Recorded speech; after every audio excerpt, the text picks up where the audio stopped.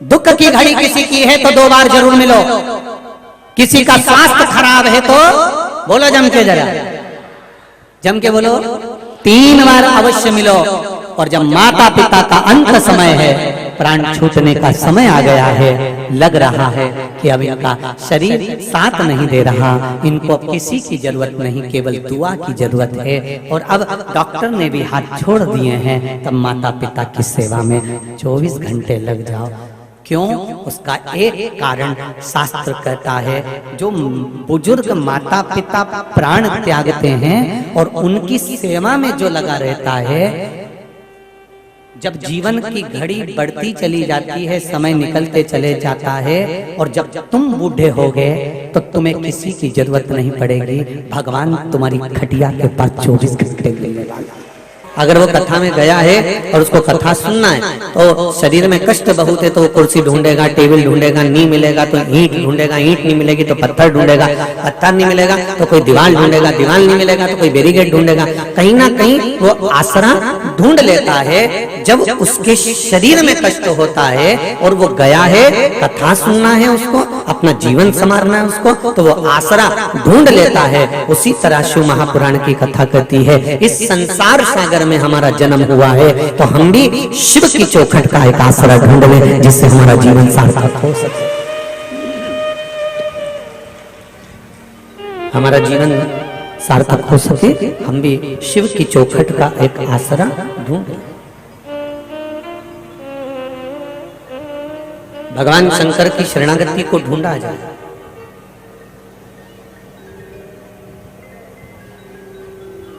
शंभु शरण मांगो घड़ी घड़ी दुख काटो, दया करी दर्शन।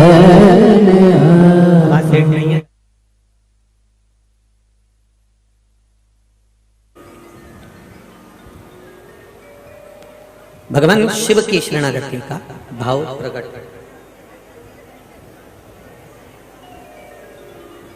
कष्ट था शरीर में, इसलिए आसरा ढूंढा, कोई दीवार, कोई टेबल, कोई कुर्सी, कोई स्थान ढूंढा।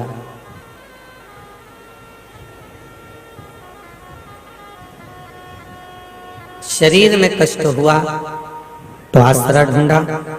जीवन में अगर कष्ट है, संसारिक मनुष्य का जो जीवन हमको मिला है, मानव का जो शरीर मिला है, वो जीवन में अगर कष्ट है तो हम भगवान की शरणागति अवश्य ढूंढें।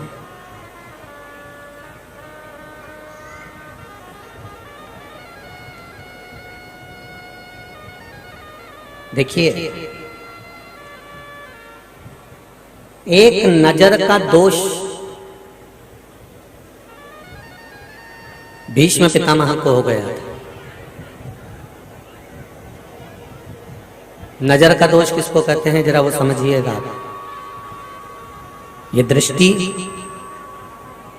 अच्छाई को देखने के लिए बहुत कम जाती है और बुराई को देखने के लिए बहुत जल्दी जाती है। आपका मोबाइल आप खोलिए और मोबाइल में फेसबुक या यूट्यूब या इंस्टाग्राम जो भी आप चलाते हो, गूगल आदि, वो आप देखना चालू करिए। बहुत अच्छी अच्छी बातें अगर आ रही होंगी, बहुत अच्छी चीजें लिखी आ रही होंगी, उस पर तुम्हारी दृष्टि नहीं रुकेगी। पर उसी मोबाइल पर किसी की निंदा हो रही होगी, बुराई हो रही होगी, किसी के लिए अपशब्द बोला जा रहा होगा, किसी के लिए आड़ा टेढ़ा बोला जा रहा होगा, तुम्हारी दृष्टि वहीं थम जाएगी कि देखूं तो सही कि किसकी खिल्ली उड़ रही है, किस पर अपशब्द कहा जा रहा है, किस पर ताने दिए जा रहे हैं, किसको आड़ा टेढ़ा बोला जा रहा है।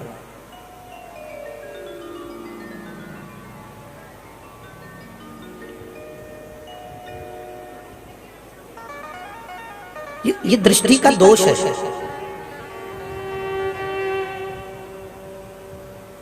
हम पूरे मोबाइल में, पूरे व्हाट्सएप पर, पूरे फेसबुक पर, पूरी यूट्यूब पर, पूरी लिंकों में हम अच्छा आ रहा था, उसको ढूंढ नहीं पाए, श्रेष्ठ मिल रहा था, हम उसको ढूंढ नहीं पाए, अच्छा मिल रहा था, हम उसको देख नहीं पाए, और हमारी दृष्टि में बस किसी की निंदा सामने आ गई, किसी की बुराई सम्मुख में आ गई। जैसे किसी के लिए अपशब्द लिखना किसी ने चालू करा और हमने उसकी बुराइयों को पढ़ना चालू करा, नीचे के कमेंट्स पढ़ना चालू करे, थोड़ा उसमें अपन भी, क्यों अभी तक तुम बुरा नहीं करना चाहते थे, अभी तक तुम्हारी चित्त में बुराई नहीं भरी थी, पर एक बुरा कमेंट्स पढ़कर, एक बुरा विचार पढ़कर तुम्हारी दृष्टि में भी बुराई उत्पन्न हो गई और तुमने भी उसको बुरा लिखना प्रारंभ कर दिया।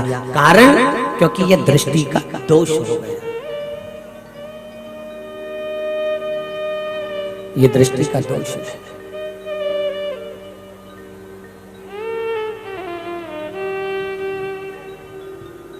इसका क्या भुगतान भोगना पड़ता है मालूम है आपको? अगर दृष्टि से हमने गलत देखा है, हमने अपने नेत्रों से अगर गलत होते हुए देखा है, तो उसका भोग क्या है? भीष्म पितामह सभा में बैठे हुए थे, द्रौपदी का चीर खींचा जा रहा था।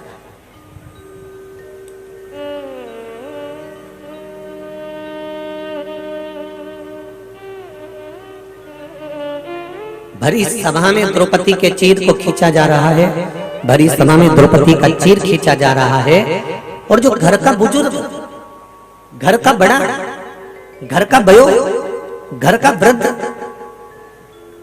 अपने सिंहासन पर बैठकर केवल देख रहा है।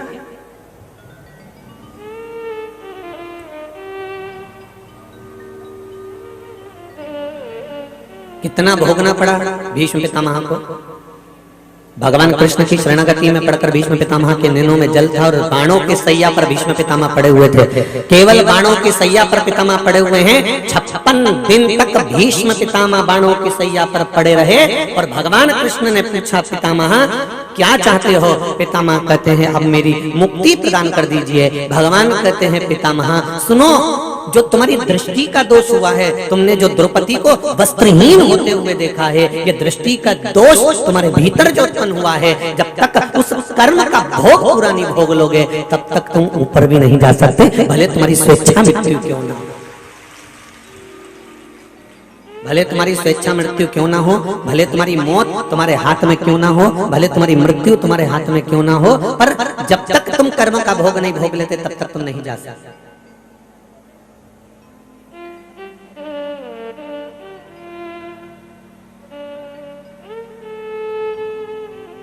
कई लोग पलंग पर पड़े रहेंगे, तड़पते रहेंगे, गंदगी भी पलंग पर करते रहेंगे, प्राण नहीं छूटते, परमात्मा से कहते।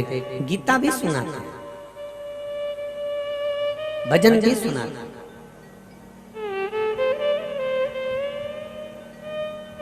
और अभी अभी तो हमने एक नई चीज देखी है इस संसार के अंतर्गत। अभी अभी नई नई चीज देखने को मिली है, आपको भी मिली होगी। तो कोई मर गया और मरने के बाद उसके सिर के पास में बैठकर गीता जी का पाठ कर रहा है। देखा है आप लोगों ने? अभी अभी थोड़ा नया नया देखने को मिला कि कोई मर गया, प्राण छूट गए, प्राण चले गए और उसके सिर के पास में बैठकर, उसके शरीर के पास में बैठकर गीता जी का पाठ कर रहे हैं। ईमानदारी से बोलना, पानी को हंडे में भरकर कितना भी मंथन करिए, कितना भी बिलोइए, क्या मक्खन बन जाएगा? क्या उसमें से घी निकल जाएगा? क्या उसमें से छाछ या दही निकल जाएगा? नहीं। पानी को कितना भी बिलो लो, पानी को कितना भी मथ लो, पानी को कितना भी मथा जाए, उसमें से मक्खन नहीं निकल सकता, घी नहीं निकल सकता, दूध दही छाछ उससे प्राप्त नहीं हो सकते। हाँ, इतना जरूर है कि जब उसमें दूध रहता और दूध को अगर बिलोया जाता तो मक्खन निकलकर प्रकट हो जाता। उसी तरह जब तक जिंदा हो तब तक अगर गीता का पाठ कर लेते तो परमात्मा मिल जाता। मरने के बाद अगर गीता सुनाई जा रही है तो उसका कोई सार्थक नहीं।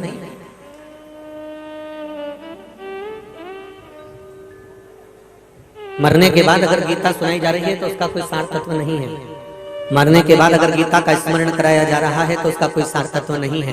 पर जीते जी हम गीता जी का पाठ कर रहे हैं, जीते जी हम भगवान का भजन कर रहे हैं, जीते जी हम मंत्र जाप कर रहे हैं, जीते जी हम नाम जाप कर रहे हैं, जीते जी हम स्मरण कर रहे हैं, जीते जी हम परमात्मा की भक्ति में डूबने का प्रयास कर रहे हैं, जीते जी हम नाम जाप स्मरण कर रहे हैं, तो वो जीवन का एक सुख है, वो अंतिम समय में हमें प्राप्ति का केंद्र बिंदु है, ये निश्चित है।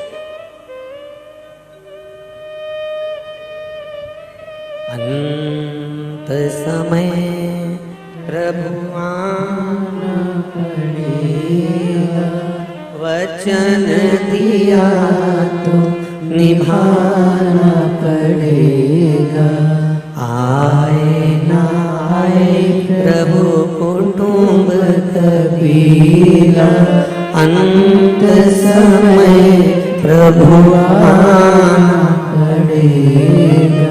महाराज कोई आए ना आए, कोई पहुंचे ना पहुंचे, बस आपको पहुंचना है। एक गलत जगह पर दृष्टि चली गई, जरा ध्यान देना, जितने लोग भी काशी की पावन धरा पर कथा सुन रहे हैं, जितने लोग फेसबुक यूट्यूब पर और आस्था चैनल पर कथा सुन रहे हैं, माँ गंगा के पावन तट से काशी की पवित्र भूमि से आप और हम कथा को रसपान कर रहे हैं, थोड़ा ध्यान रखिएगा।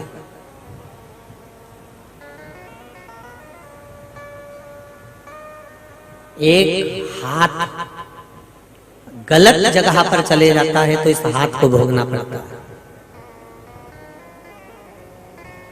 दृष्टि गलत जगह चली जाती है तो दृष्टि को भोगना पड़ता है।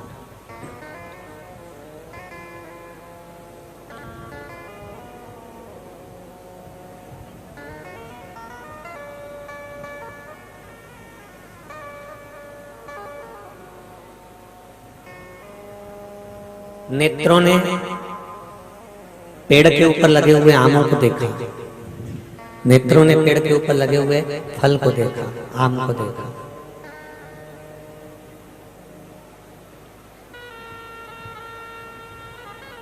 जिब्या में राल उत्पन्न हुई आम देखकर, मन में भाव उत्पन्न हुआ खाने का, जिब्या ललायित हुई उस फल को खाने के लिए।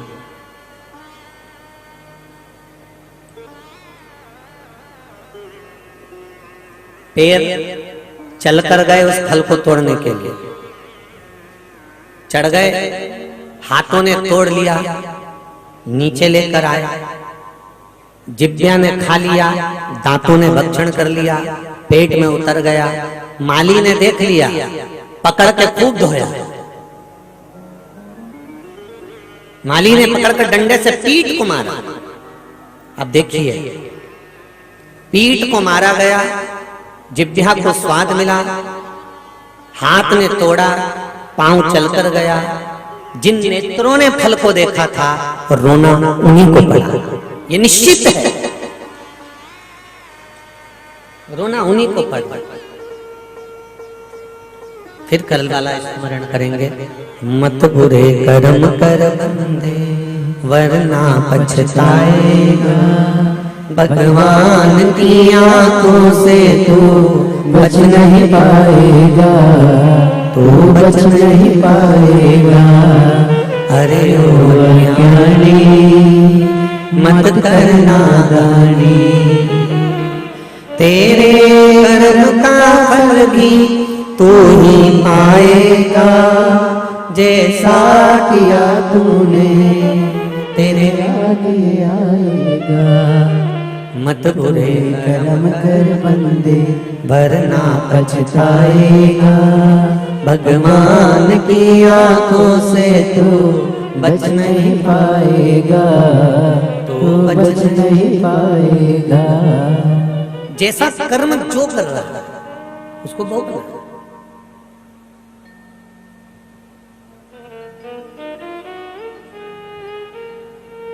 हमें ज्ञात नहीं हो पाता हमने पूर्व में क्या कर्म करा है, हमें ज्ञात नहीं हो पाता हमने पूर्व में क्या कर्म का भोग भोगा है, हमें ज्ञात नहीं हो पाता कि हमने पूर्व में कौन सा कर्म अच्छा करा कि बुरा करा, हमें ज्ञात नहीं।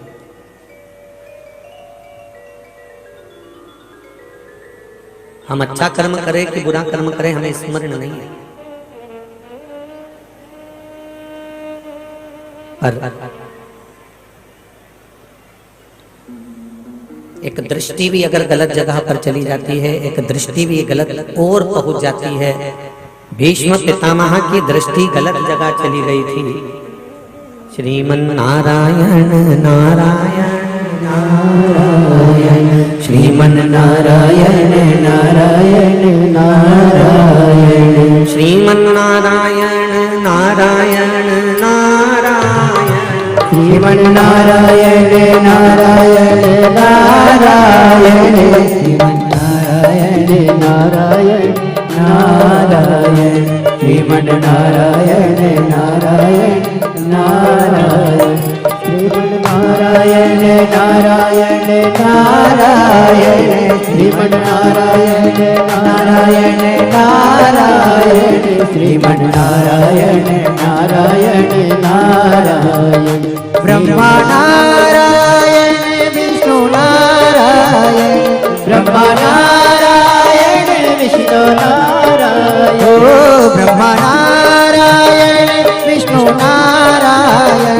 ब्रह्मा नारायण विष्णु नारायण, शिव नारायण नारायण नारायण, शिव नारायण नारायण नारायण, श्रीमन नारायण नारायण नारायण, श्रीमन नारायण नारायण नारायण, गंगा नारायण नारायण, श्रीमन नारायण नारायण नारायण, श्रीमन नारायण नारायण नारायण, श्रीमन नारायण नारायण नारायण, श्रीमन नारायण नारायण नारायण, श्रीमन नारायण नारायण नारायण। बोल नारायण भगवान की हर हर महादेव। अपनी जगह पर विराजमान होकर भगवान शिव के मूल स्मरण का जाप करिए। श्री शिवाय नमस्तुभ्यं, श्री शिवाय नमस्तुभ्यं, श्री शिवाय नमस्तुभ्यं, श्री शिवाय नमस्तुभ्यं, श्री शिवाय नमस्तुभ्यं। भोला सब दुख काटो मार, ओ भोला सब दुख काटो मार, शिव शंकर जपू तेरी माला, भोले बाबा जपू तेरी माला, भोला सब दुख काटो मार, ओ भोला सब दुख काटो मार। शिव कथा कर रही है, दृष्टि का दोष मूल है। आपकी जो दृष्टि गलत जगह पर अगर चली गई तो उसका भी दोष है, वो भी तकलीफ दे सकती। 56 दिन तक भीष्म पितामह बाणों की सैया पर केवल दृष्टि के दोष के कारण पड़े रहे।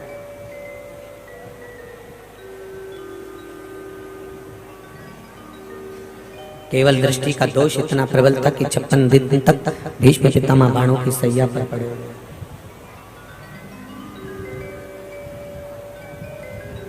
एक विचार करिएगा थोड़ा सा। तारकासुर ने वर मांगा था ब्रह्मा जी से कि मुझे वर दो कि मेरे प्राण न छूटे, मेरे प्राण ना जाएं, ये वर मांगा है। पर ब्रह्मा जी ने वर नहीं दिया। क्यों? क्योंकि ब्रह्मा जी ने कहा कि अगर मृत्यु लोक में आए हो तो मृत्यु निश्चित है, मरना तो पड़ेगा, ये बिल्कुल निश्चित है, मौत बिल्कुल निश्चित है।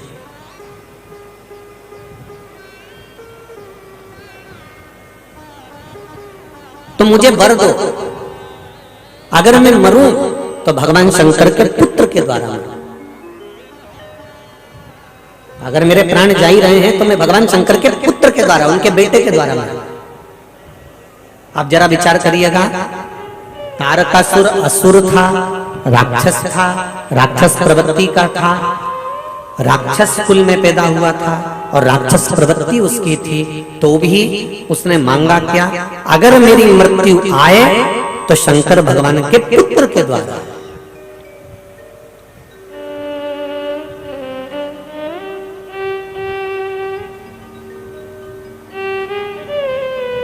अगर मेरी मौत आए, अगर मेरी मृत्यु अगर आ भी जाए तो शिव जी के पुत्र के द्वारा मेरी मृत्यु, भगवान शंकर के पुत्र के द्वारा मेरी मौत सम्मुख में आ जाए।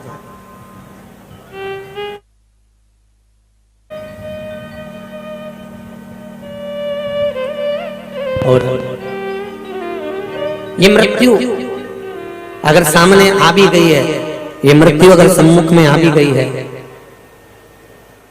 तो भगवान शंकर के पुत्र मेरी साक्षी में अगर खड़े होंगे तो तारकासुर ये विचार करता है कि अगर शंकर भगवान के पुत्र मेरे सामने होंगे और अगर मेरी मौत आ भी गई, मेरे प्राण छूट भी गए, तो कम से कम ये तो निश्चित है कि मैं मरने के बाद भगवान शंकर के धाम में पहुंच जाऊंगा। ये निश्चितता तो हो गई ना।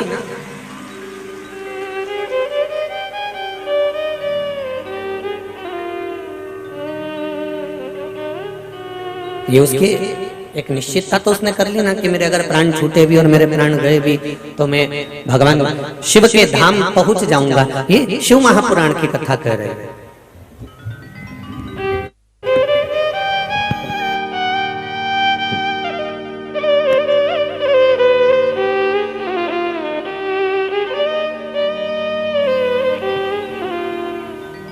ये शिव कथा कह रही है कि कम से कम हम मृत्यु के घाट तक हमारे प्राण अगर गए भी तो हम भगवान शिव के धाम तो पहुंच जाएंगे,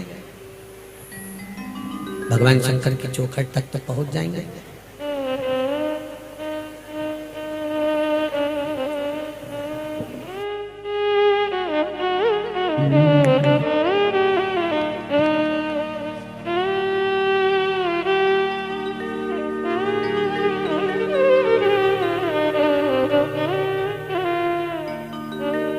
खट तक भगवान शंकर के धाम तक कैसे भी चले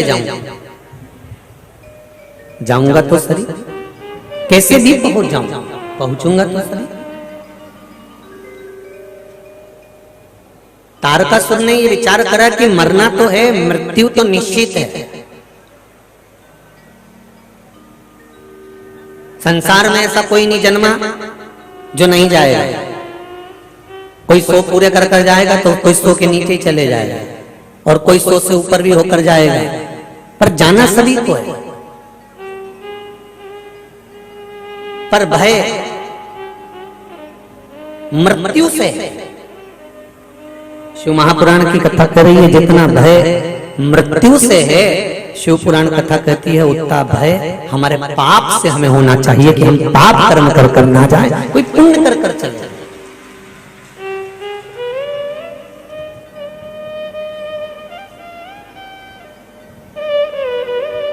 रावण भी मरा, कंस भी मरा, हिरण्यकश्यपु भी मरा, हिरण्याक्ष भी मरा, कितने सारे अगासुर, बकासुर, पूतना,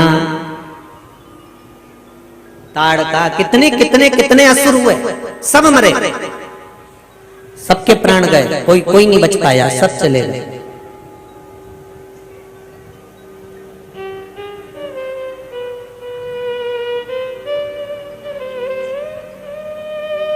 केवल एक ताड़कासुर ऐसा था जो मर रहा है, प्राण छोड़ रहा है, और प्राण छोड़ने के समय पर माता पार्वती जी कार्तिकेय जी से कहती हैं, कार्तिकेय तुम अगर तारकासुर का वध करने के लिए जा रहे हो, तारकासुर को मारने के लिए जा रहे हो, तो एक बात अपनी बुद्धि में बिठा लेना, अपने चित्त में बिठा लेना कि तारकासुर के सीने में, हृदय में बाण नहीं लगना चाहिए। तो माँ ने जैसे ही कहा तो कार्तिकेय जी ने पूछ लिया, माँ आप कहती हो कि इसके हृदय में, इसके सीने में, इसके हृदय में बाण नहीं लगना चाहिए, आखिर क्यों? तो कहा कि इसके हृदय में शिव बसे हुए हैं, भगवान शंकर बसे हुए हैं, और जिसके हृदय में शिव बसे हुए हैं उसको अगर हम बाण हृदय में मारेंगे तो शंकर भगवान को लग जाएगा, इसलिए इसके पूरे शरीर में बाण लगे पर इसके हृदय में ना लगे। इसके हृदय में बाण नहीं लगना चाहिए। मेरा निवेदन संपूर्ण काशीवासियों से और पूरे जितने आस्था चैनल पर सुन रहे हैं, जितने फेसबुक यूट्यूब पर सुन रहे हैं, सभी श्रोता भाई बहनों से एक ही निवेदन करूंगा,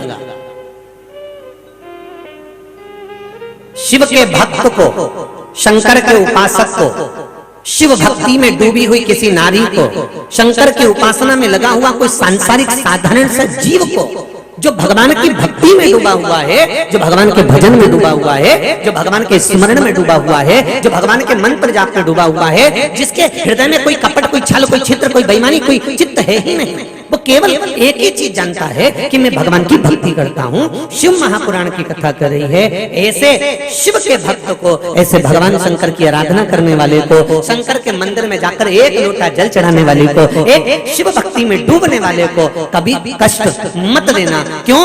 उसके कष्ट देने में वो पलट कर जवाब नहीं देगा, पर उसका जवाब देने के लिए त्रिशूलधारी, त्रिपुंडधारी और डमरूधारी बैठा है, वो तुरंत जवाब देगा। जवाब वो नहीं देगा, जवाब देगा तो देगा देव अधिदेव महादेव देव, दूसरा जवाब नहीं दे सकता। कितना सुंदर बात कही है। डलिया में, टोकने में गोबर के कंडे रखे हुए हैं। क्या रखे हुए हैं? अरे बोलो, जम के बोलो जरा। कंडे रखे हुए हैं टोकने में, और स्त्री ने बड़ा सुंदर श्रृंगार करा।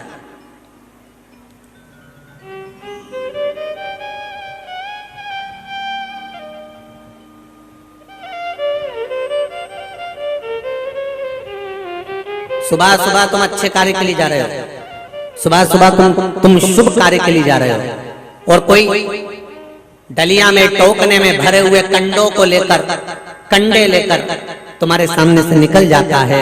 वो कितना भी सुंदर सच के जा रहा हो, वो कितना भी सुंदर श्रृंगार करी हो, वो कितनी भी सुंदर सजी धजी हो, वो कितनी भी अच्छा श्रृंगार कर कर जा रही हो, पर उसके सिर पर कंडे रखे हुए हैं और तुम शुभ कार्य के लिए जा रहे हो, और वो टोकना लेकर निकल कर गया, तो वो शुभ होगा कि अशुभ होगा?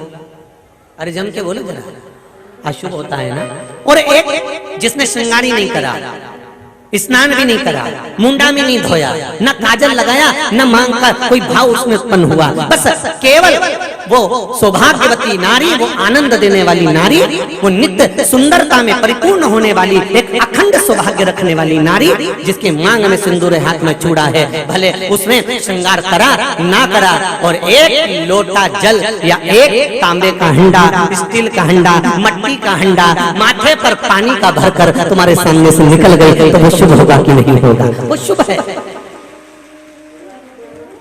वो शुभ है। वो कंडे लेकर जा रही है, वो कंडे लेकर जा रहा है, कितना भी सुंदर क्यों ना हो, कितना भी सुंदर श्रृंगार क्यों ना करा हो, कितनी भी सुंदर सजी धजी क्यों ना हो, कितना भी सुंदर श्रृंगार उसने धारण करा क्यों ना हो, पर कंडा तुम शुभ कार्य के लिए जा रहे हो और वो डले में लेकर जा रही है, तो हमारे यहाँ कहा जाता है कि यह अशुभ हो जाता है। और कोई नारी अगर सिर पर भरा हुआ कलश लेकर जा रही है तो वो शुभ हो जाता है, भले वो कैसे भी हो, भले उसमें रूपवान है कि नहीं है, कुरूप है तो भी चलेगा, पर भरा हुआ हंडा तो लेकर जा रही है। उसी तरह शिव महापुराण की कथा कर रही है कि तुम्हारी बुद्धि में कंडा भरा है कि शिव महापुराण का जल भरा है, ये वो देखेगा। तुम्हारी चित्त वृत्ति में, तुम्हारे मन में, तुम्हारे हृदय में, तुम्हारे चिदानंद में, तुम्हारी बुद्धि के अंतर्गत क्या भरा हुआ है, ये वो देखेगा। तुमने पूरी जिंदगी ऐसी निकाल दी, लोगों की निंदा ढूंढते हुए, बुराइयां ढूंढते हुए, गलत काम करते हुए, तुमने पूरी जिंदगी ऐसी में निकाल दी कि केवल बुरों का साथ देते देते, तो वो देख रहा है कि इसकी बुद्धि में, इसके चित्त में अहंकार का कंडा भरा हुआ है, ये झुकना नहीं जानता। और जिसके हंडा भरा हुआ है भक्ति का, जल का, ज्ञान का, वो झुकना जानता है, वो शिव भी जानता है कि ये श्रेष्ठ है कि क्या गलत है।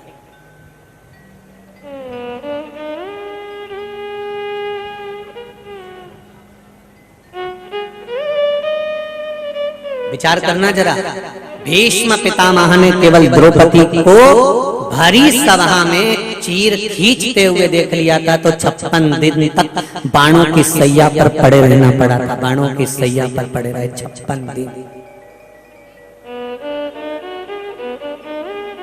एक बात आप लोगों से कहना चाहेंगे, जिंदगी में बन सके तो अच्छा करने का प्रयास करना।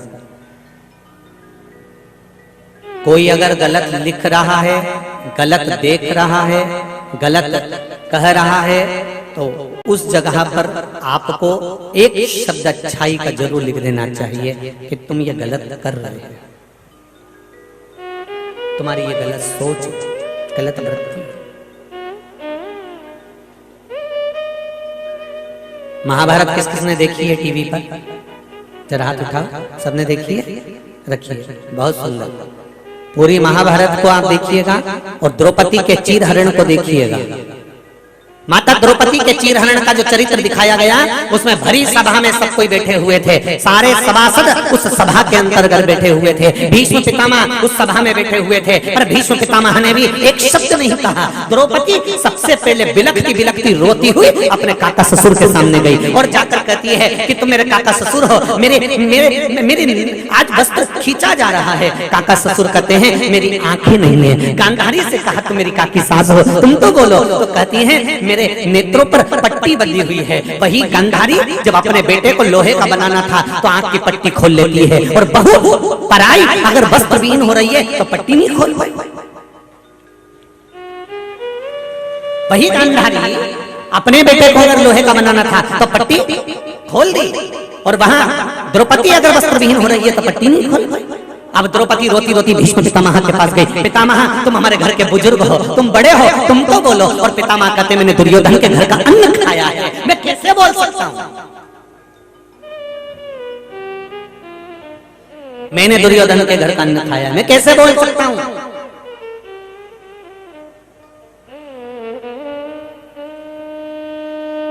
कैसे कहूं मैं, कैसे बोलूं मैं? और आप लोगों से भी निवेदन है, प्रतिदिन रोज शंकर भगवान के मंदिर में जल चढ़ाकर, शिव जी को जल चढ़ाकर उस जल का थोड़ा सा आचमन जरूर करा करो कि हमने किसी के घर का अगर खाया भी होगा तो शरीर में कोई गलत चीज ना प्रवेश कर जाए, हमारी बुद्धि ना बिगड़ जाए। उसके लिए रोज शिव जी के चढ़ा हुआ जल का आचमन करना जरूरी है। प्रतिदिन करो, प्रतिदिन।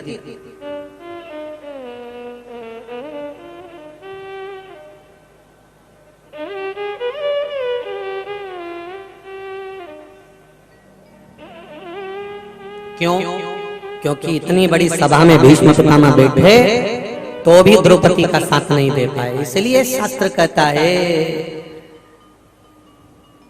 कि कोई किसी का नहीं, कोई नहीं। वावारी दुनिया मतलब की दुनिया, किसी का कोई नहीं। श्री राम के संग हजारों सखा, वनवास हुआ तब कोई नहीं। माता सीता के संग हजारों सखी, जब हरण हुआ तब कोई नहीं। द्रौपदी के 5 पति थे संग, जब चीर खींचा तब कोई नहीं। कौन होगा?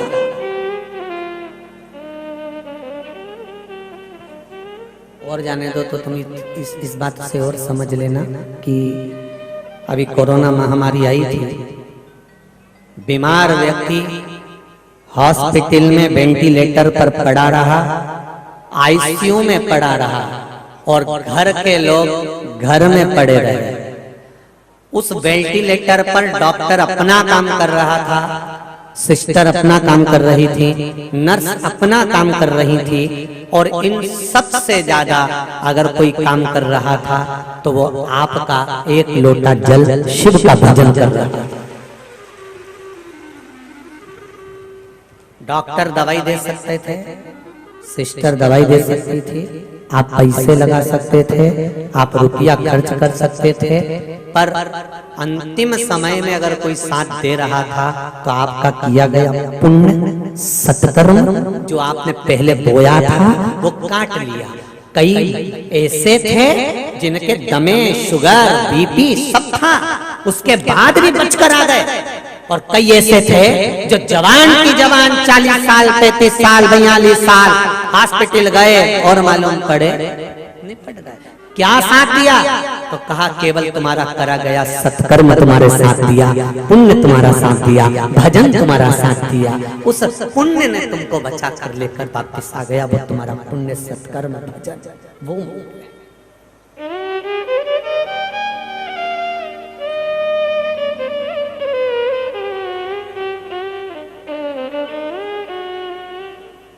लोग कहते हैं मेरे साथ में इतने लोग हैं, मेरे साथ इतने लोग हैं, मेरे साथ इतने लोग हैं। कोई किसी के साथ नहीं रहता, केवल तुम्हारे समय के साथ सब रहते हैं। तुम्हारा समय अच्छा है तो दुनिया तुम्हारे साथ है, और जैसे ही तुम्हारा समय खराब हुआ तो रिश्तेदार साथ छोड़ देते हैं, तो दूसरे की क्या गारंटी देंगे। समय अच्छा है तो 1000 लोग तुम्हारे लिए खड़े हुए हैं, समय अच्छा है लाखों लोग तुम्हारे लिए खड़े हैं। समय बेकार आया कोई किसी का साथ नहीं देता, कोई समय मूल केवल समय।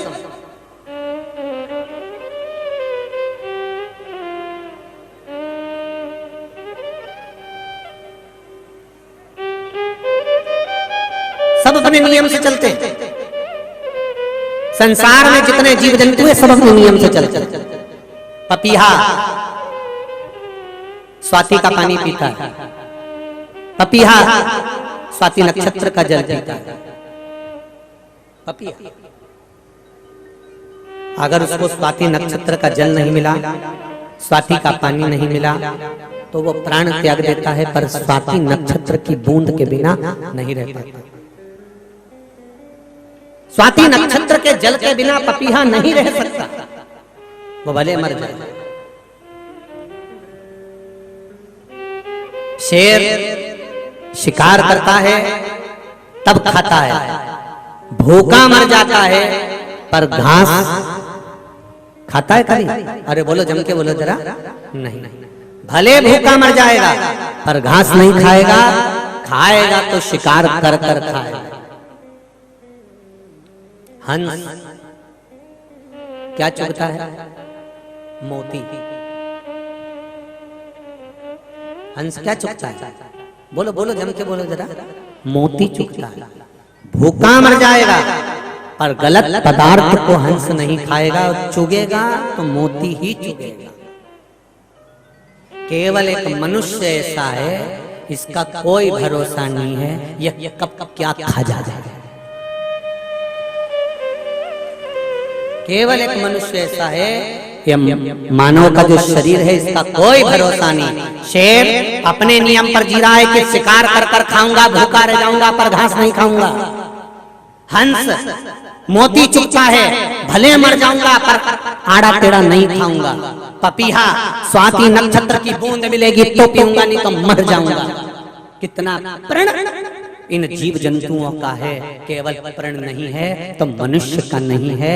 कई लोग कहते हैं ये हमारा रुपया खा गया, कोई कहता है ये हमारा प्लाट खा गया, कोई कहता है ये हमारी प्रॉपर्टी खा गया। सोचो मनुष्य इसका कोई ठिकाना नहीं, ये कब क्या खा जाए। सब पर भरोसा कर सकते हो, परमाणु पर नहीं कर सकते। बड़ा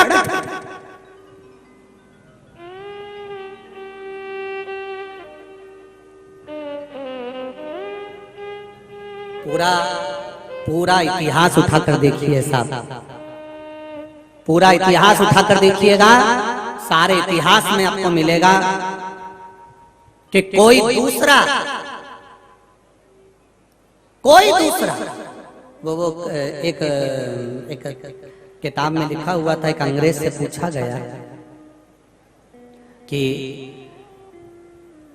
आप अपने देश से आए और एक भी सैनिक लेकर नहीं आए, तो इतने बड़े भारत पर राज कैसे करोगे?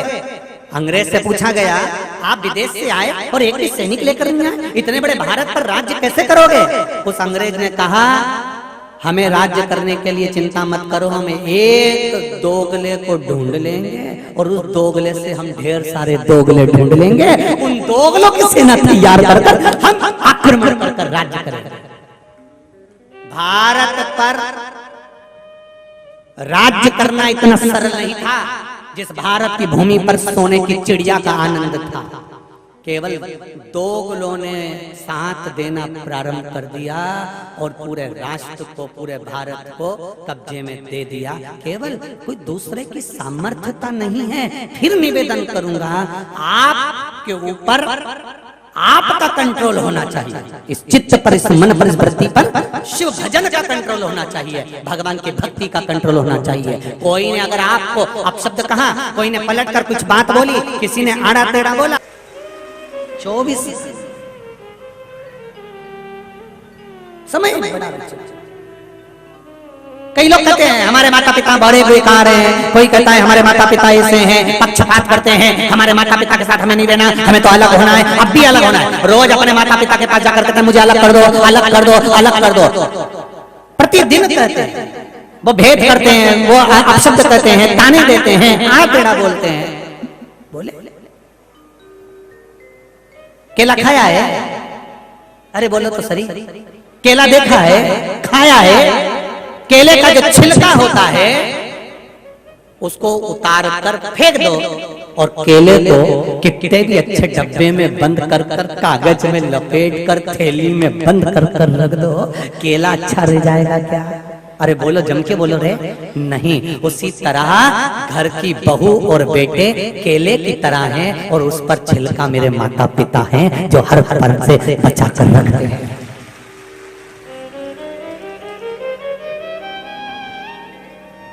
छिलका काला हो गया, छिलका बेकार हो गया, पर केला अंदर से बेकार नहीं हुआ। माता पिता भी बूढ़े हो गए, बुजुर्ग हो गए, शरीर बेकार हो गया, बोलने की आदत हो गई, सुनना नहीं पड़ता, आंखों से देखना नहीं पड़ता, जरा जरा सी देर में माता पिता चिल्ला देते हैं और बहू और बेटों को गुस्सा आ जाता है। समझो कि ये छिलका बेकार क्यों हुआ? अंदर के केले को सही रखने के लिए छिलका खुद बेकार हो गया, माता पिता खुद बूढ़े हो गए, केवल तुम्हें संभालने के चक्कर में।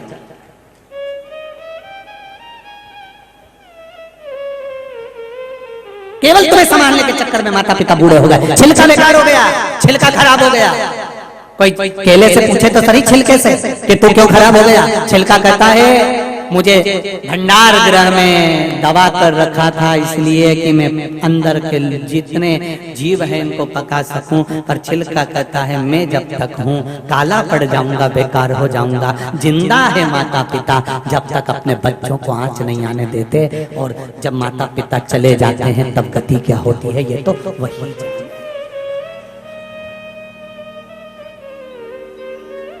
गति वही।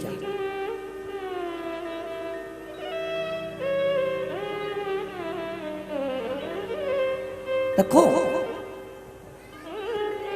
पुकारी द्रौपदी ने कहा कि ये गलत है। गुरुजी ने कहा कि क्या हो गया, क्या आप मेरी रक्षा नहीं करोगे? नहीं, गुरुजी ने कहा मैं भी तेरी रक्षा नहीं करूंगा। रक्षा करेगा वो मंत्र जो दिया गया है। और आपसे भी निवेदन है, तुम्हारी दुख की घड़ी में कोई खड़ा हो ना हो, तुम्हारे तकलीफ में कोई आए ना आए, तुम्हारे कष्ट के समय पर सियोर वाला महाराज भी सियोर छोड़कर नहीं आएगा, ना रिश्तेदार आएंगे। पर एक वचन जरूर याद रखना वाराणसी वालों, सियोर वाला महाराज भले ना आए, पर शिव महापुराण जो सुनी है वो तुम्हारा साथ देकर पार लगाकर चली जाए। बल देती है शिव पुराण, बल जीने का तरीका सिखाती है शिव पुराण।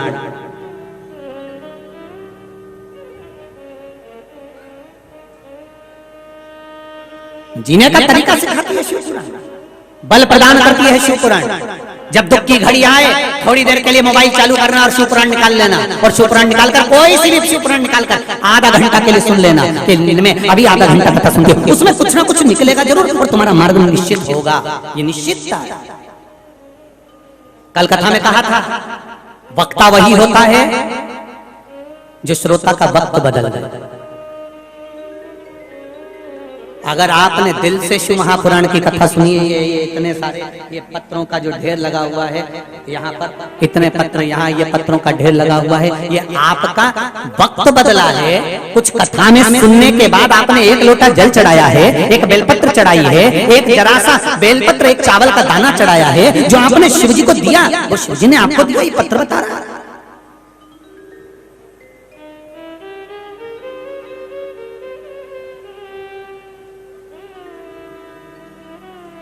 ये पत्र निश्चित कर रहा है आपका विश्वास शिव बढ़ा रहा है। महाराज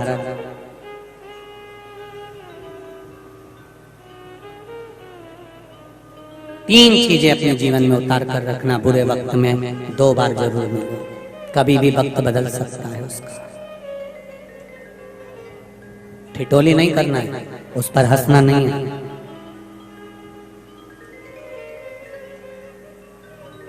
तारकासुर गया, द्रौपदी का जो चीर खींचा गया, गुरु द्रोणाचार्य ने कह दिया मंत्र का जाप कर, कोई साथ नहीं देगा तेरा, पर मंत्र जरूर साथ देगा। आप भी ध्यान रखना, गोस्वामी तुलसीदास बाबा ने, हमारे संतों ने, भगवंतों ने, महंतों ने इस राष्ट्र में, भारत की भूमि पर जो पैदा होने वाले, भारत की भूमि पर जो जन्म लेने वाले, भारत की भूमि पर प्रकट होने वाले संतों ने एक ही बात कही है कि भजन, चित्त, स्मरण, कीर्तन में आपका मन लगा कर रखना, क्योंकि दुख की घड़ी में सब साथ छोड़कर चले जाएंगे, पर भजन तुम्हारा साथ नहीं छोड़ेगा। अंत समय तक वो साथ देने वाला है, अंतिम बिंदु तक साथ देगा। तुम्हें क्या लगता है? एक बार कभी मन में विचार करना, घर में कोई मर जाता है, परिवार में कोई मर जाता है, साग पूड़ी सब्जी नुक्ती लड्डू गुलाब जामुन दही बड़ा रायता ये सब बैठकर खा रहे हैं। जो किसी के मरने पर पूड़ी सब्जी रायता खा रहे हैं, क्या वो तुम्हारा साथ दे देंगे? अरे बोलो तो सही, तुम भी मरोगे फिर खा लेंगे।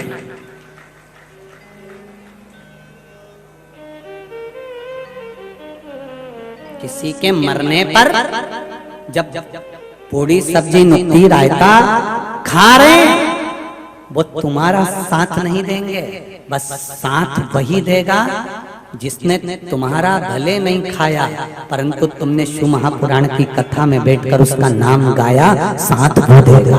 खाया का नहीं, गाया का साथ। एक मरा तो खाया, 2 मरे तो खाए, तुम जाओगे फिर खाने बैठ जाएंगे, कोई मतलब नहीं। कभी किसी ने आकर, किसी रिश्तेदार ने, मैं तो कहूंगा यहाँ पर उन्होंने, वो बहन ने लिखा है कि मेरे देवर ने आकर कहा कि शिव महापुराण की कथा आ रही है, भाभी सुनो तो सही, बेटी को भी सुनाओ, रोना बंद करेगी, उसको कथा सुनाओ, उसके जीवन में दुख आया वो निपटेगा, आप उस कथा तो सुनो, मन हल्का होगा। भाभी उसको भी कथा सुनाओ। ऐसे देवर होना चाहिए, ऐसी देवरानी होना चाहिए, ऐसे जेठ जेठानी होना चाहिए, ऐसी ननद नंदोई होना चाहिए, ऐसी बेटी और दामाद होना चाहिए, ऐसे बेटा और बहू होना चाहिए, ऐसे माता पिता, ऐसे सास ससुर होना चाहिए, जो अपने परिवार वालों से कहें कि शिव महापुराण की कथा आ रही है, थोड़ी देर बैठ के सुनो, हमारा जीवन तर जाएगा। ऐसा परिवार का सदस्य होना चाहिए। परिवार वालों ने, वो देवर ने ये नहीं कहा कि बेटी को एक काम करो कि घुमा कर लिया, थोड़ा मन हल्का हो जाएगा, टीवी दिखा लो, फिल्म दिखा लो, मन हल्का हो जाएगा। नहीं, उसने कहा शिव महापुराण की कथा आ रही है, थोड़ी देर बैठकर सुनो। और एक हम, थोड़ा सा भी जीवड़े में दुख हुआ, थोड़ी सी तकलीफ आई, थोड़ा सा कष्ट आया, पत्नी को गाड़ी पे बिठाया, चल थोड़ी देर फिल्म देख लेंगे, मन हल्का हो जाएगा। अम्मा कौन सा मन हल्का हुआ? मूंगफली खाया, आधा घंटा टाइम बर्बाद करा, घर पे आके बैठ गया, और आज मेरा मन अच्छा नहीं है, तो मालूम पड़े मदिरा की दुकान पर पहुंच गया। क्यों रे, मन बेकार था तो मदिरा पीना थी कि शिव महापुराण पीना थी?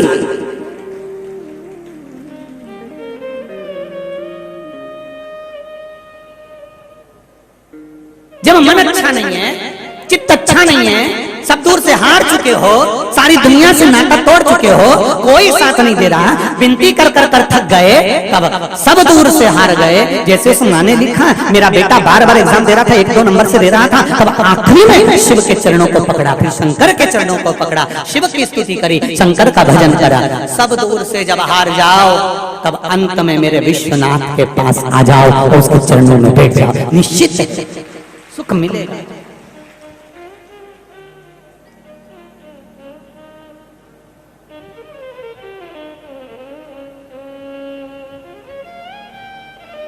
क्यों भटक रहे हो?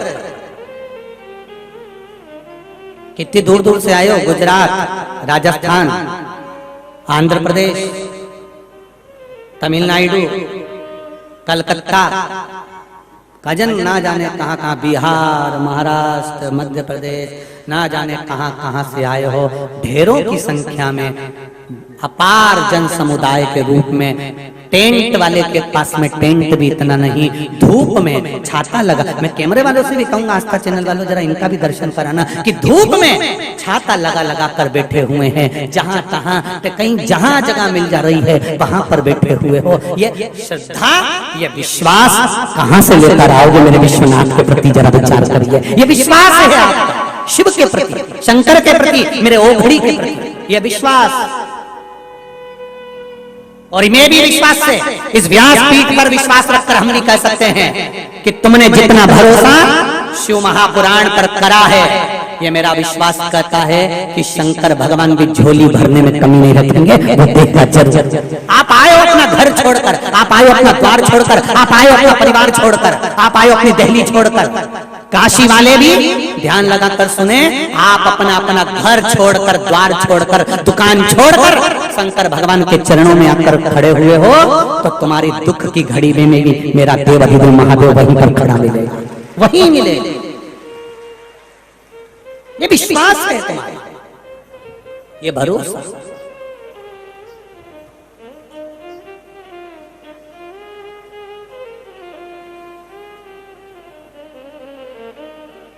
मैंने तेरे ही भरोसे, तेरे ही भरोसे। भगवान शिव के नाम का जाप स्मरण मूल रूप से करें। कार्तिक महीना का भाव अपने स्थान पर बैठकर हृदय से कितने कितने करोड़ों मंत्रों का जाप एक साथ हो जाता है, जरा विचार करिएगा। लाखों की संख्या में आप लोग आए हैं, एक बार श्री शिवाय नमस्तुभ्यम बोलते हैं तो इतने लाख एक बार में निकलते हैं। 5 बार उच्चारण करते हैं तो जरा विचार करिए कितने लाख मंत्र का जाप हो जाता है। एक दिन में 3 बार या 4 बार, 5-5 बार हम लोग श्री शिवाय नमस्तुभ्यम बोलते हैं, तो एक दिन में कम से कम कुछ नहीं तो 25-50 लाख मंत्र का जाप हो जाता है। 7 दिन में लगभग 2.5-3 करोड़ मंत्र का जाप एक साथ हो जाता है। जरा विचार करिए, इसका पुण्य तो कहीं जाएगा ना, मिलेगा तो सही। सब स्मरण करिए एक साथ, श्री शिवाय नमस्तुभ्यं, श्री शिवाय नमस्तुभ्यं, श्री शिवाय नमस्तुभ्यं, श्री शिवाय नमस्तुभ्यं, श्री शिवाय नमस्तुभ्यं। भोला सब दुख काटो मारा, ओ भोला सब दुख काटो मारा। शिव शंकर जपूं तेरी माला, भोले बाबा जपूं तेरी माला। भोला सब दुख काटो मारा, भोला सब दुख काटो मारा। शिव कथा कह रही है, गुरु द्रोणाचार्य ने समझाया। उसी तरह तारकासुर के संहार के समय पर माता पार्वती जी ने कार्तिकेय को समझाया, इसके हृदय में चोट ना लगे। जिसके हृदय में शिव बैठा हो, शंकर बैठा हो, कोई शंकर की आराधना करता हो, शिव का भजन करता हो, निष्कपट भाव से, बिना दिखावे के, सत्य बोलकर अगर कोई शिव की आराधना कर रहा है, उसका मन कभी मत दुखाना, नहीं तो जिंदगी नरक जैसे निकल जाती है। उसका हृदय कभी ना दुखा। जो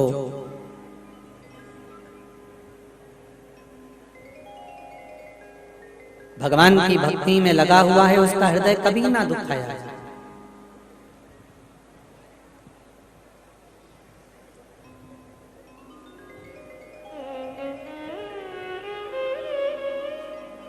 पुलिस की भी एक सीमा होती है, सही है। यहां से लेकर वहां तक ये इस थाने में आए हुए हैं। बोलो रीजी जी, सही है कि गलत है? अरे बोलो तो। कहीं कहीं तुमने जाते समय रास्ते में देखा होगा, यहाँ की पुलिस की सीमा समाप्त, यहाँ से दूसरा थाना लग गया। बोलो सही है। पुलिस की भी सीमा होती है कि उनके क्षेत्र में अगर कोई कार्य हो रहा है तो जवाबदारी उनकी, और क्षेत्र चेंज हो गया तो जवाबदारी दूसरे की। हमारे थाने के अंतर्गत ये नहीं आता, हम इस मामले में नहीं बोलेंगे। पुलिस की एक सीमा होती है, प्रशासन की एक सीमा होती है, डॉक्टर की एक सीमा होती है, आटा भरने के डब्बे की भी एक सीमा होती है, अलमारी की भी एक सीमा होती है, पंडाल की भी एक सीमा होती है। बस सीमा नहीं होती तो मेरे महादेव की नहीं होती, वो विस्तार विस्तार। वो ये नहीं देखता कि कौन सी सीमा में हो। तो प्रशासन देखेगा, पुलिस देखेगी, ये मध्य प्रदेश का है कि यूपी का है कि गुजरात का है कि राजस्थान का है। हर एक समय की सीमा, हर एक व्यवस्था की सीमा होती है, पर महादेव के कोई सीमा नहीं। और देख लो, पूरी दुनिया में दिन में मुर्दे जलते हैं, पर मेरे विश्वनाथ की नगरी में तो रात भर मुर्दे जलते हैं। कोई सीमा नहीं।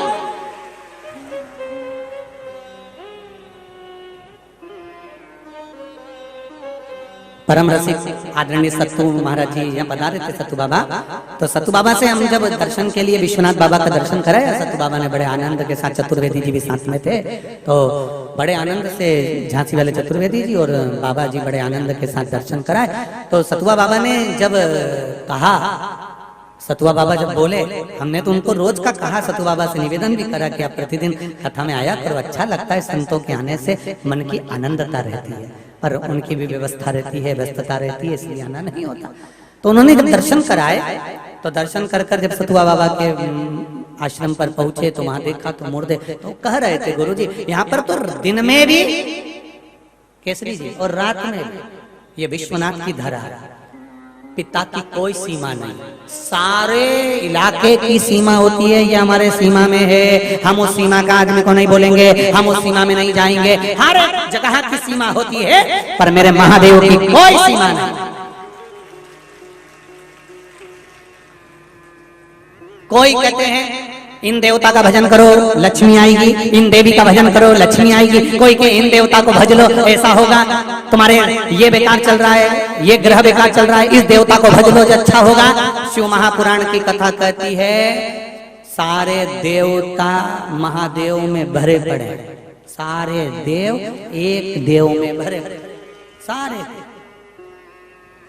चंद्रमा, सूर्य, राहु, केतु, मंगल, ये मंगल की उत्पत्ति शनि, जिस शनि का पांव में चोट लग गई, वो शनि भटक रहा है, देवऋषि नारद के पास गए कि मैं कहाँ जाऊं, मेरा पांव कहाँ ठीक होगा, तो क्या विश्वनाथ चले जाए, वहां क्या करना पड़ेगा, शिवलिंग की स्थापना कर, पूजन कर। वो शनि महाराज ने आकर यहाँ पर स्थापना कर कर पूजन चालू कर दी। वो शनि शिव की आराधना करे, तो शनि ने भी शंकर भगवान से कहा, प्रभु शंकर जी ने पूछा मांग क्या चाहिए, बस कृपा कर दो। शंकर जी बोले चिंता मत कर, जो मेरा नाम ले उससे थोड़ा दूरी बना के रहना, बस और कुछ भी नहीं चाहिए।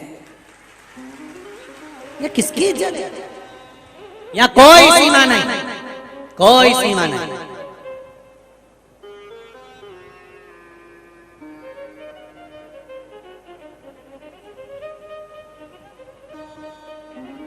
कोई सीमा नहीं। अभी पूरे काशी वालों से पूछना, ये समय गंगा जी के घटने का है कि बढ़ने का है, पूरे काशी वालों से पूछना, घटने का है कि बढ़ने का है। घटने का है ना, फिर काय को गड़ गई? उसको भी मालूम है मेरे घाट पे गंगा हो रही है तो बन के आई कथा सुनने के।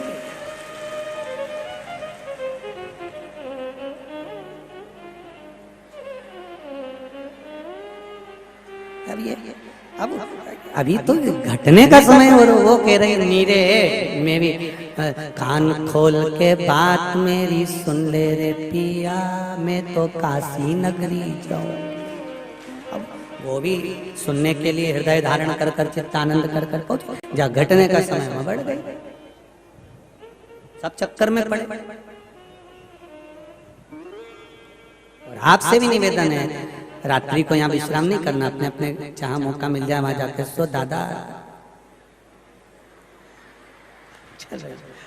तुम्हारा मन जहां कोई मठ मंदिर होटल धर्मशाला वहां जाओ, सुनो सो आओ, भजन चित्त महाराज। अब चित्त वृत्ति में बैठा, हर एक जगह की सीमा होती है, पर महादेव की कोई सीमा नहीं। भगवान विष्णु को लक्ष्मी मेरे महादेव ने दी है, माता सरस्वती को स्वर किसने दिया? मेरे महादेव ने। नटराज बनकर इंद्र को सिंहासन मेरे महादेव ने दिया, कुबेर को पद मेरे महादेव ने दिया, रोग से मुक्ति मेरे महादेव ने दी है। सारा सब डिपार्टमेंट का काम एक ही जगह हो जाता है। कहीं कहीं स्पेशलिस्ट डॉक्टर होते हैं कि ये किडनी का है, ये लीवर का है, ये इसका है, वो उसका है। कोई कोई डॉक्टर ऐसा होता है जो हर चीज का होता है, और सब चीज का जो डॉक्टर होता है वो सारे पेशेंट को झेल लेता है, और उसके पास इलाज भी ज्यादा नहीं होता। एक इंजेक्शन रखता, तुम देखना कहीं कहीं का डॉक्टर ने एक इंजेक्शन रखता, वही लिया, उन्होंने कहा बुखार आया, उन्होंने डोज दिया, ले, उन्होंने कहा पेट दुखे, उन्होंने लिया इंजेक्शन डोज दिया, उन्होंने कहा ये हुआ, उन्होंने इंजेक्शन लिया डोज दिया। कहीं कहीं का ऐसा डॉक्टर होता है, उन पे लोगों का विश्वास भी हो जाता है। तो बस एक डॉक्टर भारी है, इसके पास में कोई सब्जेक्ट नहीं, इसके पास में तो केवल एक बेलपत्री और एक लोटा जल, और तुमने चढ़ाया और घर आए बोल के बाबा से, और बाबा ने कह दिया कमला तू जा काम जा। अरे सताओ ना हमें लोगों, हमें दिल की बीमारी है, हमारा वेद दुनिया में वो त्रिपुरारी है। एक वेद है, एक डॉक्टर, वो केवल शिव शंकर ओ घड़ी। पर मेरे शिव जी कहते मुझे दिखावा प्रिय नहीं है। रावण जितनी बार मेरे पास आता था दिखावे से आता था, और हमेशा चिल्ला के कहता था मैं लंकेश। भगवान कहते एक लोटा जल चढ़ाना पर दिखावे से मत चढ़ाना, कथा में जाना पर दिखावे से मत जाना। कहीं निंदा हो रही है शिव की, शिव महापुराण की, शंकर की, शंकर के भगत की, वहां से निकलकर बाहर हो जाओ। बन सके तो जवाब पूरा देकर आओ, नहीं तो निकलकर बाहर।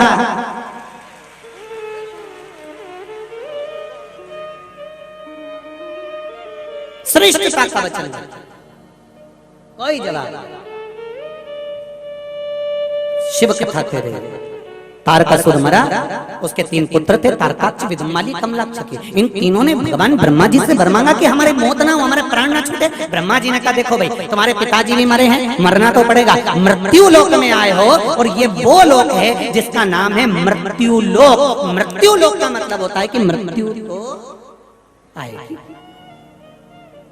तुम ब्रह्मलोक में पैदा हो जाते मृत्यु नहीं आती, तुम वैकुंठ लोक में पैदा हो जाते हैं मृत्यु नहीं आती, पर तुम पृथ्वी पर आए हो। राम भगवान का अवतार हुआ तो राम जी को भी जाना पड़ा, भगवान कृष्ण का अवतार हुआ, भगवान कृष्ण को भी जाना पड़ा। कोई तुमसे कह दे कि तुम्हारी जिंदगी में मैं दुख नहीं आने दूंगा तो समझ लेना कि कुछ गड़बड़ी है, क्योंकि शिव पुराण की कथा कह रही है कि कर्म का भोग तो भोगना पड़ता है। मतलब पृथ्वी पर जन्म लिया है तो दुख को आएगा, ये निश्चित है। कोई तुमसे कि मैं बैठा हूं दुख नहीं आएगा, मैं ऐसा कर दूंगा दुख नहीं आएगा, मेरे पास आओ 5 बार 4 बार 3 बार मेरे पास पहुंचो, मैं तुम्हारे लिए ऐसा कर दूंगा। सब गलत, सब गलत, सब प्रपंच, सब प्रपंच। केवल केवल एक शिव। वो कहता मेरे पास में ढोंग नहीं चलता, प्रपंच नहीं चलता, अहंकार नहीं चलता, छल नहीं चलता। तो जैसा है कड़प, शंकर भगवान का एक भगत था, कड़प वन में रहता था, वन में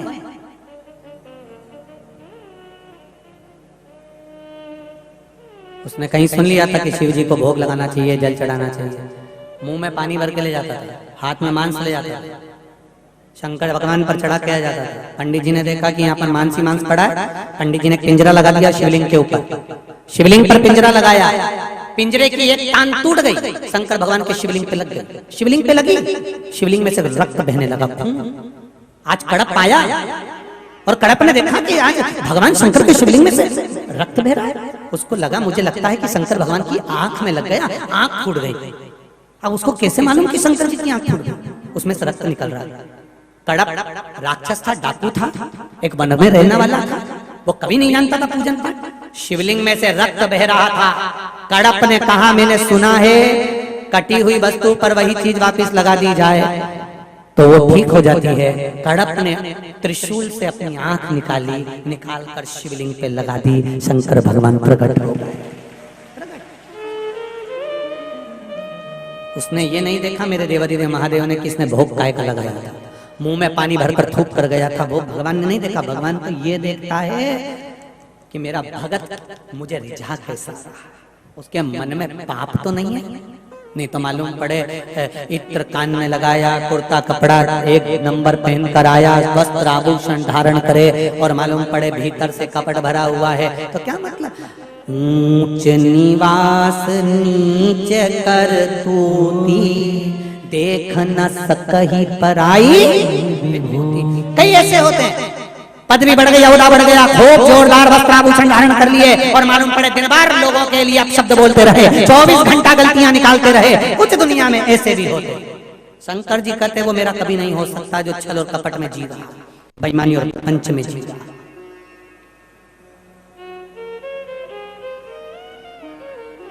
कोई गलत बोले आप पलट कर जवाब दीजिए, पलट कर, पीछे नहीं हटना, पलट कर बोलिए।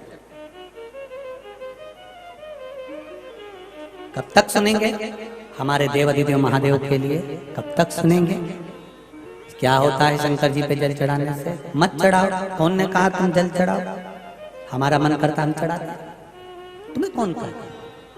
चित्त वृत्ति शिव में लगे। तारकाक्ष, विदुम्माली, कमलाक्ष की तीनों आए, तीनों ने ब्रह्मा जी से कहा वर दीजिए हमारे प्राण न छूटे। ब्रह्मा जी ने कहा मृत्यु लोक में आए हो तो मरोगे जरूर निश्चित है, तो वर दे दो, 3 पुरी का निर्माण कर दो अलग अलग, हम तीनों मरे तो एक साथ मरे, अलग अलग हमारे प्राण न छूटे। ब्रह्मा जी ने कह दिया तथास्तु। भगवान ने देखा ये बहुत उपद्रव मचा रहे हैं, अलग अलग जगह पर जाकर रह रहे हैं, शिव जी ने कहा इनके लिए कुछ करना पड़ेगा। शंकर भगवान ने देवताओं को पशु बना दिया, शिव जी पशुपति नाथ बन गए और शंकर भगवान पशुपति नाथ बनकर एक बड़े नंदी का रूप लेकर शिव जी दौड़ पड़े। सारे 33 कोटि देवी देवता पशु बनकर दौड़े, इधर से तारकाक्ष को, विदुम्माली को, कमलाक्ष को निकाला, एक जगह इकट्ठा करा। शंकर भगवान ने दोनों सींग तारकाक्ष विदुम्माली में दिए, इतने में कमलाक्ष की पीछे से आकर फरसा उठाकर शिव जी का सिर काट दिया। भगवान जो नंदी के रूप में थे, बड़े नंदी का रूप धारण करे हुए थे, शंकर भगवान का सिर कटकर नेपाल में गिर गया, धड़ केदार में गिर गया, नीचे दबे चारों पांव, ऊपर का भाग रह गया। केदारेश्वर में आज भी नंदी का अग्र भाग दिखाई देता है। केदारेश्वर आज भी कई लोग कहते हैं भगवान शिव ने फिर तारकाक्ष, विदुम्माली, कमलाक्ष को अपना असली स्वरूप धारण कर त्रिशूल से मार दिया, तीनों समाप्त हो गए। शिव जी का नाम पशुपति नाथ पड़ गया।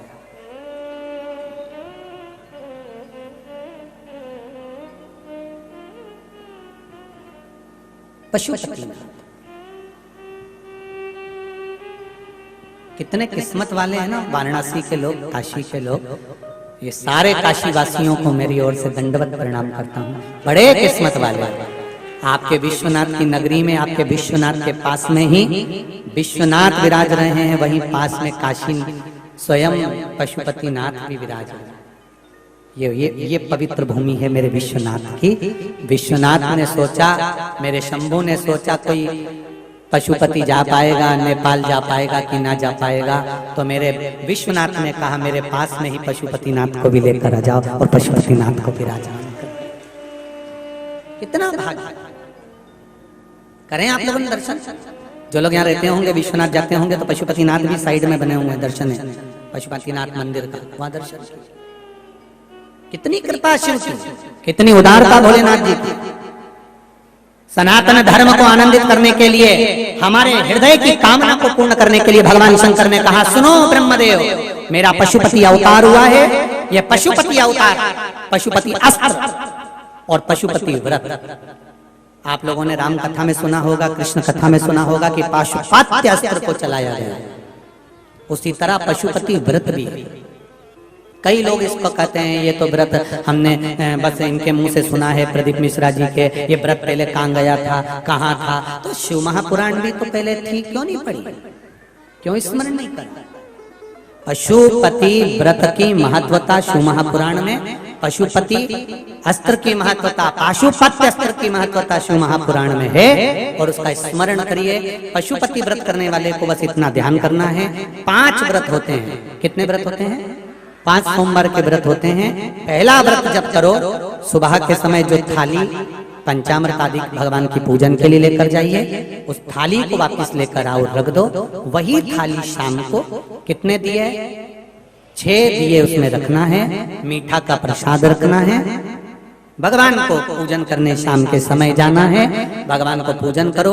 6 दिए नीचे उतार कर रखो, प्रसाद के 3 हिस्से करो, भगवान की पूजन अर्चना करो, विनती करो पहले सोमवार को, हे बाबा मैं आपका पशुपति व्रत कर रही हूँ, मेरा कृपा करना भोलेनाथ, मेरे मन की यह कामना है, आप स्वीकार करना। 5 दिए प्रज्वलित कर दो, जला दीजिए, रख दीजिए। 2 प्रसाद के हिस्से मंदिर में रख दीजिए, 1 प्रसाद का हिस्सा और जिस दिए को जलाया नहीं गया है जमीन पे से उठाकर वापस थाली में रख लीजिए। शंकर भगवान के मंदिर को प्रणाम कर कर पूजन कर कर शाम को घर पर आइए। आरती पूजन करने के बाद दरवाजे के पास में बैठिए, अपने राइट हैंड में दरवाजे का सीधा हाथ, जहां से आप अंदर प्रवेश कर रहे हैं अपना सीधा हाथ वहीं बैठ जाओ और जो 1 दिया लेकर आई हो वो वहां पर जला दीजिए, प्रज्वलित कर दीजिए। और बाबा को विनय करिए अपने कार्य के लिए, बैठकर आराम से दिया लगाओ, विनती करो, घर में प्रवेश करो। भोजन करने से पहले ये जो 1 हिस्सा प्रसाद का लेकर आई हो मीठे का, पहले ये खाओ। अपने हिस्से में से किसी को मत दीजिए, वो प्रसाद केवल आपको खाना है, उसके बाद भोजन करना है। 1 समय फलाहार करो, 1 समय भोजन करो। पर भोजन दिया लगने के